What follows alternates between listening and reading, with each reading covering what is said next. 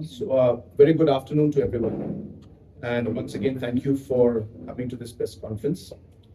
As you're aware that in the last 2 days, I have been here in Imphal and we've been having multiple programs of the party. Yesterday, we had inaugurated the new office in Manipur, and also we had multiple meetings with our different frontal organizations and the state committee. I also had visited and called on the Honorable Chief Minister along with our President and with the other MLAs. And we had a very fruitful and long discussion. This afternoon, after this program, I will be also calling on the Honorable Governor, and he has very kindly invited me for lunch. So I will be going there and discussing few matters which are important for the state. Friends, as you're aware that in the last 2 days, multiple meetings took place, and we are organizing our party and preparing ourselves for the coming elections. Therefore, a lot of detailed discussions took place in that line, and details of those will also be shared with the media in the days to come. But I'm very happy to see the kind of response and the kind of confidence and the expectations that people are having from the National People's Party. And we will work towards strengthening the party further. There are challenges, of course, there will always be challenges, but as a team, we are very committed to work together to take the National People's Party forward. So with these opening remarks, I will open up for any questions if you have. Sir, in the first question is that in the upcoming Legislative Assembly to 2027, if NPP comes with a handsome number, so what would be the first step toward a peaceful Manipur, roadmap to peace, sir? Number one, of course, we are going to work towards trying to get as many elected representatives as possible. And for us, that is our target. But at the same time, as you said correctly, the current prevailing situation is something that is of great concern to all of us.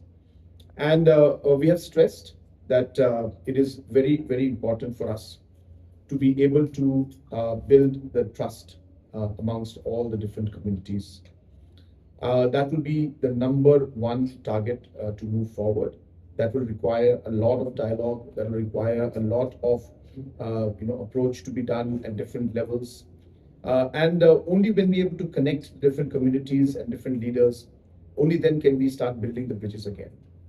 At the same time, I think it will be very crucial and very important to ensure that the elements or areas or individuals or groups, I won't name any, but wherever there are issues that are being created or problem created, the government will have to work to ensure that those areas and those rather individuals or groups or whoever organizations, they will have to be handled, and we'll have to see how to ensure that nothing happens more in the future in days to come, by ensuring that we have a proper system in terms of law and order being in place. And I think at the end of the day, a lot of stress will have to be put on economic activities. Today, Manipur actually was on a path of peace and growth, and that has now suddenly been cut. So livelihood has been affected. Economic condition of the people and individuals is really affected largely. So a very strong economic policy will have to be created, where we will have to stress a lot on many activities that are going to focus on creating sectors and industries based on the strengths of Manipur out here. So this would be a three-pronged strategy which I would see, but of course, I'm not there to advise anybody, but as a party, I'm speaking that these would be three areas of major work that we will have to do. Of course, the details are too long. I don't think they have time for that, but that's the direction in which, as a party, we would like to work. Sir, of your party in 2022, and there was an action plan that you support SD successful in Metis and Manipur. So that's your your stand is still there for the 2027 elections. See, we are going to form the Manifesto Committee, and the Manifesto Committee will sit and discuss on these important issues. We have to take the people along. We have to carry our people along, and all the party leaders will give their views and opinions, and we will take the decision in the larger interest of all the people of Manipur. So therefore, allow the Manifesto Committee to sit and debate and discuss. And very soon, of course, when the elections come nearer, our manifesto will be out. Sir, what is your party's take?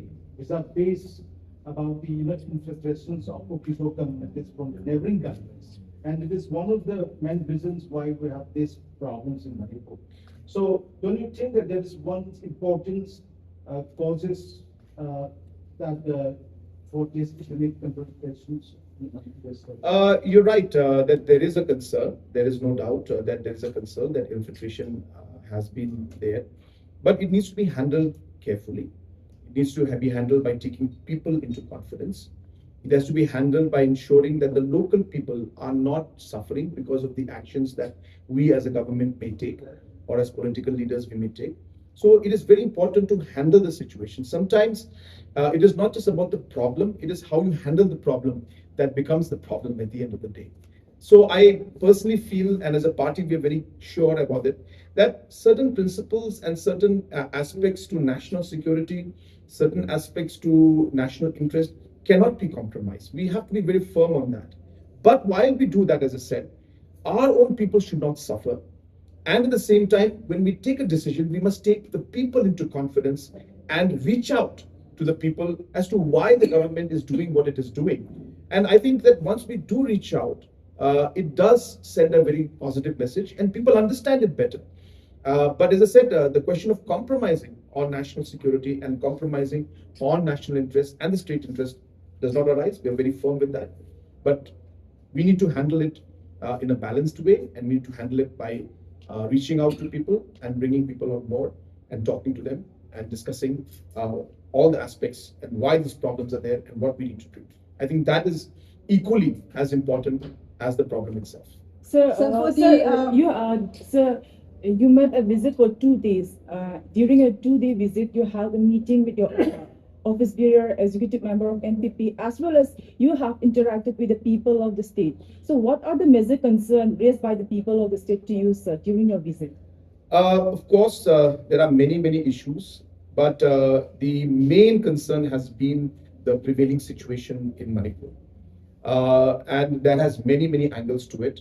So a lot of the discussions, you'll be quite surprised that when we met as a party, when we met as MLAs, and when we had the state committee meeting, when we had the youth committee meeting, we spoke about party organization, but majority of the discussion was about the situation in Manipur. Majority of the discussion was, how we can play our part even now to improve the situation and bring in, some stability and peace, and how can we support and help the IDPs. So all of these discussions are the major issues that we are facing. And as I said, there is no one right answer to that as of now. It's a complicated situation. But I think the consistency with which we have to work, the trust that we have to build must start. And therefore, we have all realized that even as a political party, we must ensure that we reach out as much as possible, we engage as much as possible, and try to bring the people on board. Second problem which we could see and understand is also about the future of Manipur. How will Manipur grow? What will be the future of the youth, especially the problems of unemployment and economic growth that Manipur is facing right now? These were the second one. And third, of course, is election-related issues we discussed, and how to strengthen the party, and most importantly, the kind of stand that we should have as a party on different issues, so that we can prepare ourselves for the election. So I've got two questions. Sir, I've got two questions, please. I've got two questions. One is your discussions, your interaction with the public during the 2017 elections, and now the present do you think people in the state have more open up towards your party in this context? Second is for the upcoming 2027 election, will your party be fielded in all the 60 seats? So yes, I've seen a huge difference, I should say. 2017 was a starting point in one way for us. I had, our leader had passed away in 2016, and I had just taken over the party that time. It was a very difficult situation that we faced, and we were not in the kind of organizational position or strength that we would have desired. So a lot has changed with the support of the people and blessings from above, that we are now moving in the right direction. And I'm seeing that there is not just opening up, but there's a lot of hope and there's a lot of expectation. And somewhere people are looking at an alternative, is the sense that I'm getting now. And especially an alternative that is in a way homegrown, in a way that is regionally founded, in a way that has principles and understanding of the micro details of what our different communities feel, what our different communities believe, and how we need to coexist and work with each other. I think that kind of a sense is what people are looking for. And we are hoping that that vacuum is something that the National People's Party will be able to fill. I know it's a huge expectation, but we are working towards that. So I hope that we will get a much better response in this coming election than we got in the past. Number two, we are working on expanding the party, and we're looking at, of course, organizing the party in all the constituencies. But whether we will contest every seat or not is a matter that the president and the election committee will decide at a later stage. We aspire to move as many seats as possible, but just for the sake of fighting is not something that we believe we should do. We should fight when there is a fight. We should be focused in our strategy. We should be focused in the constituencies that we are targeting, and we should give 100% where we're going to work on. So I've always believed that. And I think as a party, that's the only way to move forward in. But again, as I said, it will depend on the state committee. We will have detailed discussions. We aspire, but right now, as I said, we are organizing ourselves in all 60. We will see when the time comes. Mr. Sangma, as the president of NPP, how shares the current situation? Next 25 October, you have made internally displaced people for communities from Turkey, from Meitei, and certain leaders from Naga community too. And you have also assured that the problems, the issues that people are facing right now in Manipur will be put up to the center. So, internally displaced people wants to know what are the steps that you have taken after this. So, number one, of course, whatever financial support we could give from our side, I have tried my best to give. We give some support. As I said, I know it's not enough. But as a party, we have reached out and done our bit in it, and we will continue to try to support even more. That's number one. Number two, of course, at the central level, these matters have been discussed again and again. And every time we have a meeting at official level or at political level, these matters come up.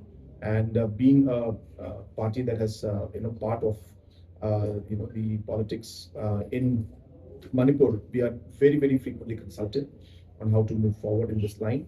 And we have, raised this concern that as far as possible, we should try to at least ensure that the IDPs are able to go back and to their families and to their homes. And that is what the government is, in fact, trying to do. And that is what Center also is trying to do. But of course, there are continuous challenges that are coming up. But let me assure all the IDPs that our voice will continue to be raised. We will continue to raise this issue. And I'm hopeful that, that the situation in the coming days will improve.